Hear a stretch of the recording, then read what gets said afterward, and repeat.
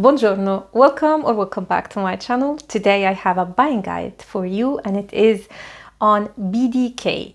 This is a brand actually that I previously did a buying guide on, but it was a very old one. It was at the beginning of my YouTube channel and even before I got monetized, so very long time ago. Since then they released new fragrances and I got more experience with niche fragrances in particular, so I decided to do an updated buying guide on BDK. So if you want to know all about this brand, what fragrances is suitable for you, then keep on watching. I'm not going through the fragrances by category in which the brand put them. I decided to divide them in fresh, floral, gourmand, classy, leather and ambery fragrances. And I am going to start by the fresh ones. So they currently have 3 fragrances in this line, which comes in this beautiful blue bottle. And I have to say that I really love the bottles from BDK. They resemble the architecture of Paris and yeah, it's a nice touch. I love it. Anyway, let's start with Villa NEROLI, and this is the perfect balance between orange blossom, neroli and petit grain. And what I mean by it's well balanced, that this is a fragrance where it's not too green from the petit grain, it's not too sweet from the orange blossom, and it's not too sharp from the neroli. It's just a very well balanced orange tree fragrance. It is perfectly unisex and has kind of moderate longevity and sillage. I know I've said it before, but I think I have to repeat this every time.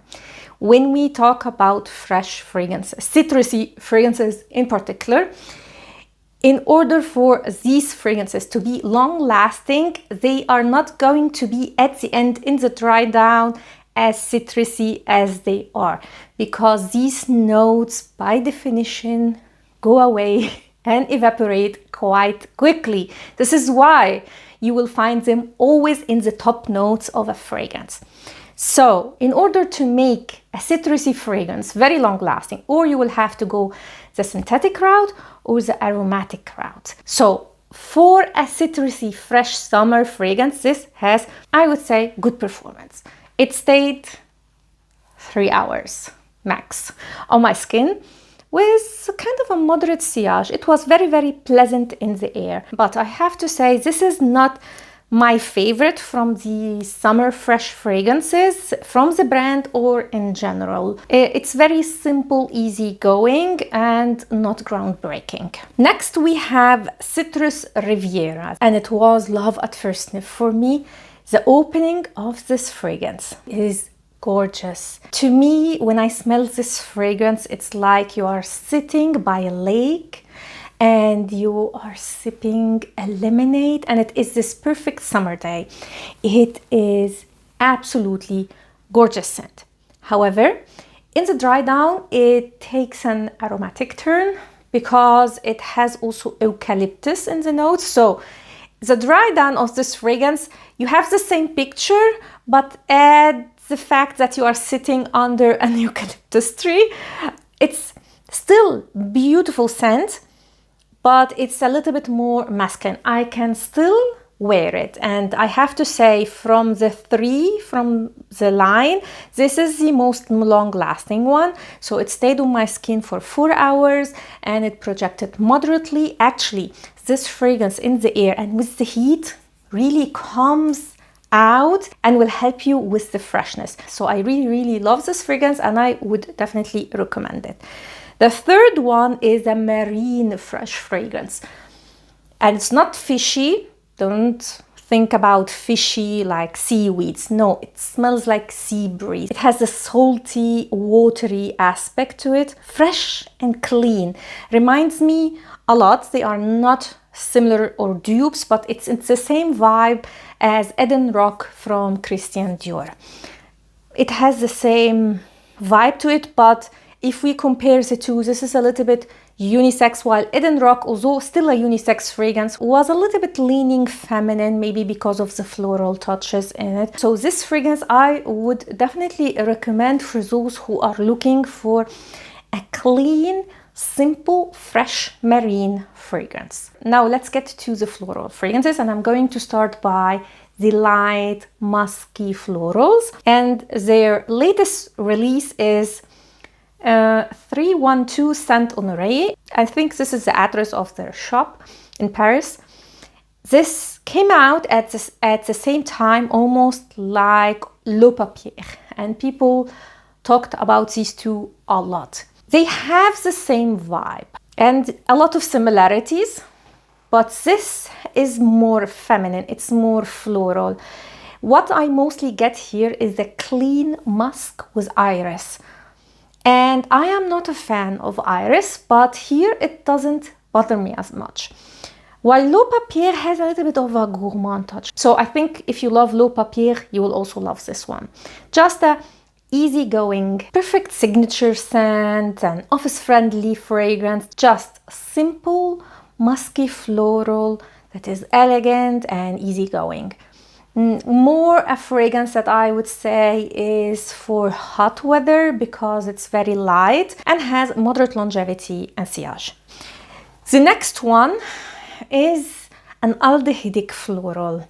This is French Bouquet. As someone who doesn't like aldehyde, of course, I am not loving this one. I feel like this brand in general wants to have a fragrance from each category. So they create a fragrance for every single category.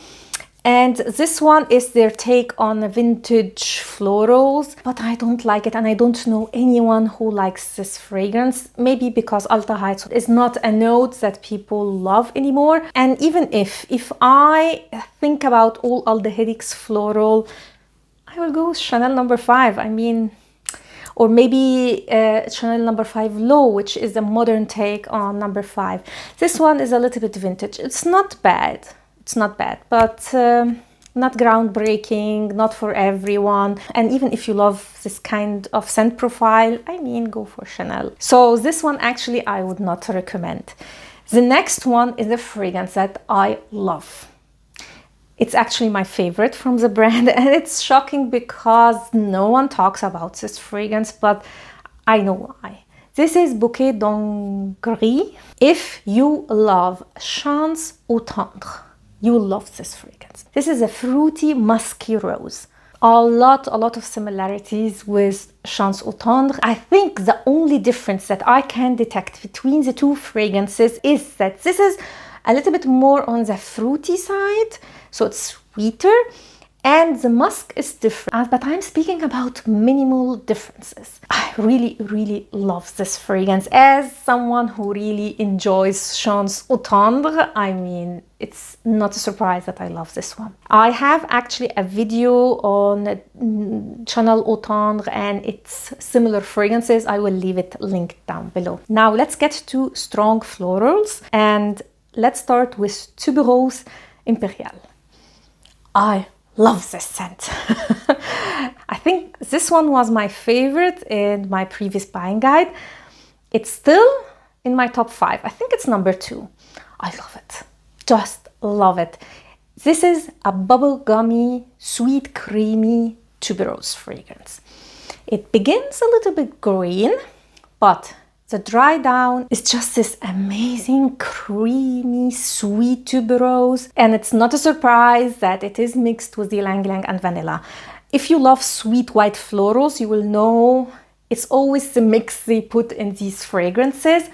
And it is very similar to Vert Malachite from Armani Privé. The only difference is this is tuberose, Vert Malachite is a jasmine fragrance. There are also some little differences. I have actually a comparison video, which again, I will leave linked down below. If you love sweet white florals, you have to check Tubereuse Imperiale. But I have to mention that it is a little bit simple. It's a very simple, creamy, sweet tuberose fragrance.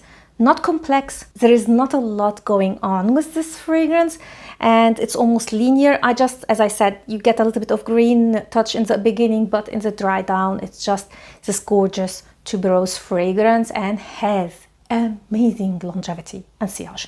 Even if you don't like tuberose, I would say give this fragrance a chance, because although it's the main note, it doesn't have all the things that usually we don't love about tuberose. Next is a jasmine fragrance, and it's one of the most unique jasmine fragrances I've ever smelled. This is wood jasmine. This is not for everybody. This is a balsamic jasmine. It's quite strange, has a sourness to it and a smoky touch. But I have to mention that I don't like balsamic notes at all. So I am biased, but I don't feel like this is a fragrance that a lot of people will enjoy. Don't blind buy this one. You have to test it on your skin. Has good performance as you would expect from the notes and also sillage, but I just don't like it. Another unique floral, but this one is very unique and alluring at the same time. This is TABAC Rose. I don't know what is about this fragrance, but every time I smell it, I test it, I think about the bewitching jasmine. They are not similar fragrances, but I think it's the effect that this fragrance gives me that makes me think about the bewitching jasmine. There is no oud in this fragrance, but you can detect a woodiness, a deep woodiness, a very dark rose, and on your skin a lot of sweetness. People compare this one to Oud Bouquet. I get it, but they are not really similar. It's not as sweet as Oud Bouquet. It's not as dense. Oud Bouquet is one of the most sweet, dense fragrances that I've ever smelled. This is sweet, woody, and rose. I have to say, this is definitely more elegant. The sweetness comes from vanilla and plum, if I'm not mistaken. And on paper, I don't get it as much, but on my skin, it really comes through. And although it's a floral fragrance, I would categorize it as a unisex one. Leaning feminine, but it's definitely unisex also because there is a predominant tobacco note. And it's what makes this fragrance quite unique and special, but also what I don't like about it. It's just a scent profile that I admire, but I don't personally wear. So if you are looking for a winter dark rose, something very unique, then test this fragrance. Don't blind buy it again. This is not for everyone, so it's a fragrance that you have to test on your skin because it really behaves different when you spray it on your skin. Next, we have the fragrance that made this brand. GRIS CHARNEL. I have both of the Extrait and the original one. So I'm going to talk about both of them and the difference. It is a sandalwood, cardamom, fig and tea fragrance. It's a classy old money fragrance, very elegant and unique, but don't be fooled. This fragrance is not for everybody. It's a fragrance that I would recommend, but I personally would not wear. There is something about the sandalwood and the fig and cardamom together that gives me a scratchy, harsh edge that I don't like about this fragrance. But this fragrance in the air is quite different because when you catch this one in the air, it just exudes old money. It's just the feeling that I get from this fragrance. So both of them are very, very elegant. The difference is mainly the added vanilla in the Extrait version, and it's definitely more strong. I would recommend the Extrait over the original one because especially in the air, the vanilla really adds something to this fragrance that was missing in the original one. Both of them have great performance. So the original one had moderate leaning, strong longevity and sillage, while the Extrait is very long lasting and quite projecting. So this is what you expect when you create an Extrait. I have to say that also the Extrait is not a fragrance that I would recommend for hot weather because it's a little bit too much. While the original one is overall a signature scent, something that is more versatile, you can wear anytime, in colder weather, or even I would say in summer. Very, very classy and elegant fragrance, but don't fall for the hype and blind buy this fragrance. It is not for everybody. I am recommending it because it's a great fragrance, but it's just not suitable for everyone. So test before buying. Now let's get to the sweet fragrances. I'm going to start by fruity fragrances and then gourmand fragrances. Let's start with a fruit bomb, a quince bomb to be specific. This is Passoir. Again, one that I absolutely adored. In my top 5, I have gone through maybe 3 samples because I continue to use it. And I continue to recommend this fragrance as a date night scent because it's very sweet, like a syrupy, sweet quince with a pear note. Now, I don't remember if there is pear in the original one, but I smell a pear note also in this one. If you take in consideration all these fruity bombs, synthetic fruity bombs like erba pura, like all these things, I know they are different fruits, but I mean, this is well done. I mean, if you want a sweet fruity fragrance, this is much better than dahab, lamar, erba pura, all these very synthetic fruity fragrances. It has also a depth to it. It's just well done. Not my favorite. I don't wear it as much anymore because it's just too sweet for me. But I still would recommend this fragrance if you love very sweet, fruity scents. It has great performance. So I was shocked that they came out with an extrait and I was very anxious because how can you make this one stronger and sweeter? And they did it. This is even more syrupy sweet, but has an edge. This actually makes me nauseous.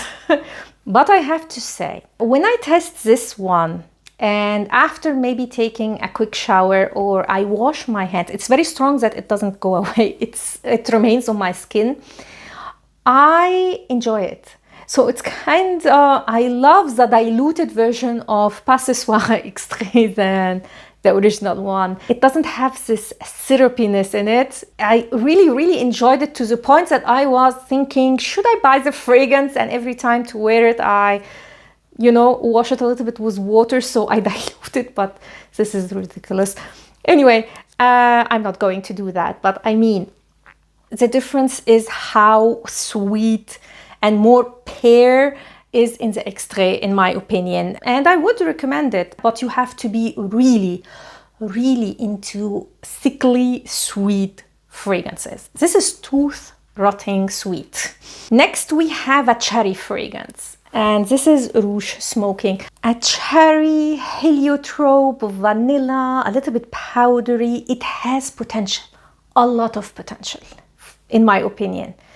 But the cherry accord used in this one, I do not like at all. The cherry accord used here smells to me as if you have created a cough syrup with cherry flavor.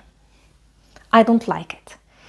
But I love the rest of the fragrance. So I feel like if they change just this accord, this fragrance would be 10 out of 10, amazing, and maybe my favorite cherry fragrance. So it's not a cherry fragrance that I would recommend, but I know that a lot of people definitely enjoy this fragrance. Has also great performance, so it's moderate to strong when it comes to longevity and sillage. So again, performance is not an issue at all. It's just this cherry accord. Hi, Noura from another day. So since I filmed that video, there is a new fragrance released from BDK, and it is the extrait version of Rouge Smoking. So here I have the two, Rouge Smoking, the original one, and the extrait version. And the extrait version is darker, deeper, more oudi version of the original one. So it's still sweet, but not as much as the original one. Mainly what you get here is almond, a little bit of cherry, and a synthetic oud. It smells as if you took a velvet tonka in the dry down and you added more sweetness and a cherry note in it. And the main difference for me is the added oud and also how almondy it smells. If you have smelled, as I said, Velvet Tonka, or you smelled Sharaf Oud Tonka from Swiss Arabian, you will get this base, this almondy, soft, synthetic oud. And the base is exactly the base Swiss Arabian uses, especially for Sharaf Oud Tonka, as I said. So at the end, to my nose, this smells like a cherry take on Swiss Arabian Sharaf Oud Tonka or Velvet Tonka in the dry down. Now, I like it, but it's not my absolute favorite from the brand, and I'm not liking very much what they did with the DNA of the original one in the Extrait version, because the original one was special, was unique, while with the Extrait version I feel like I've smelled the DNA before. Yes, with added cherry, but it's still not unique enough, and definitely it's one of the fragrances where you can have both of them because they are different enough to have both of the fragrances. When it comes to performance, I have to say it is better in performance than the original one, which you would expect with the notes, so nothing shocking, but it is not loud as you would expect. So when you read the notes, you will expect something extremely dense and strong. For me personally, the longevity and sillage is perfect for the scent profile. Next we have Velvet Tonka. This is a powdery almond fragrance. It's a gourmand, but it's not very sweet. So if you are looking for like a sweet pastry-like fragrance, this is not it. I mean, like, the name is quite fitting. There is a lot of tonka going on here, and it makes this fragrance like slightly sweet, but also powdery. A very powdery, almost clean almond fragrance. I don't know how you can combine clean with gourmand or almond, but just the effect that this fragrance gives me, it's very fluffy. The opening is like a mix of, like, not a mix, like sweet almonds with just a hint of bitter almonds. Like when you get a bag of these almonds and you have the 2 or 3 that are bitter in the mix, this is how the opening smells. Then in the mid-dry down, it gets to a marzipan-y feeling, but the dry down is just tonka and almond, soft. And I get why people who really love gourmand were upset when this was, not upset, but were underwhelmed with this fragrance, because it's not sweet, it doesn't smell like pastry, it's not edible. It is a gourmand, but it's a perfume. It's beautiful scent, and I really like it. And since I know you are going to ask me, recently I did a first impression on some hyped Middle Eastern fragrances, and one of them was a Sharaf Oud Tonka, and I read on Fragrantica that this is a dupe of Velvet Tonka. And let me tell you, it's almost a 100% dupe of it. Sharaf Oud Tonka is just a little bit lighter. I don't know, maybe the fragrance needs to macerate. This is not a strong fragrance, but I mean in comparison, this is a very linear fragrance. It doesn't change. The beginning is like the end, and this smells like the dry down of Velvet Tonka. I would say 95% of similarities between the two. I don't know, is it a coincidence? I doubt it. It's just too similar. Anyway, love Velvet Tonka and would highly recommend it. But if you are like these strict gourmand lovers, don't expect a sweet fragrance. This is a classy gourmand scent. These were the sweet fragrances. Now let's get to more of woody, leathery fragrances. First one is a sandalwood fragrance, and it is Nuit du Sable. A very strange fragrance, 100% masculine. It's sandalwood mixed with a sand note, a hint of spice, and the whole thing I don't get. This is a fragrance that I would not recommend. I just don't get it. Then we have Crème de CUIR. The CUIR, I don't know. This is a beautiful leather fragrance. Again, a masculine scent, but it's so beautiful. This has an interesting combination of suede and pineapple. So it has this creaminess with the leather. I would have never guessed that such a combination will work, but it does. 100% would recommend it for a man. It's a long-lasting fragrance, but has more of a moderate sillage, which again, I do appreciate. It's so beautiful. Highly recommend this fragrance for those who are looking for a unique leather fragrance or suede fragrance. This is really good, and I didn't see anyone talk about this one. Next, we have a perfect unisex leather fragrance, and even if you don't like leather, try this one. This is vanille leather. I mean, the name tells you it's a sweet vanilla with leather. Leather here is not animalic. You know, leather can be quite animalic. This is not. It's almost suede-like. It's very soft, mixed with the vanilla. It's beautiful. Has a little bit of a buttery effect, but at the same time, some powderiness, just a hint. I loved the scent. Like, my first impression was very positive, and I was about to add it to my wish list. And then I thought that this is a scent profile. I mean, I wish I can rock, but my lifestyle doesn't suit this kind of scent profile. But if I did, I would definitely buy this fragrance. There is something special about it. It's just not simple vanilla and leather. And it wasn't until I read the notes that I got it. It has violet and orris in the notes, which really complements this vanilla and leather note. It's so beautifully done and has great performance again, and also quite a, I would say, not strong sillage when you overspray, of course, but I would say moderate to strong sillage. A gorgeous, unique, sweet leather fragrance. Highly recommend it. Now let's get to the AMBERY fragrances. They currently have two. Let's start with the ones that I don't like. Oud ABRAMAD. I mean, you have to have an oud fragrance in your collection. They went for the classic combination, so oud, rose, and saffron.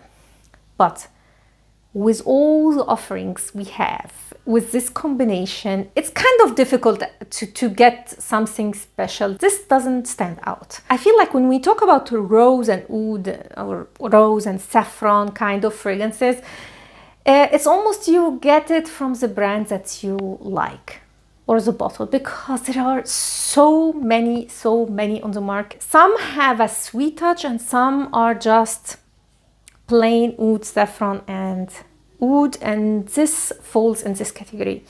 So it's quite masculine, and it's okay. It's not like I don't recommend the fragrance, but it's just not special enough. The next one I like. This is AMBRE SAFRANO. It's an ambery, leather, and saffron fragrance.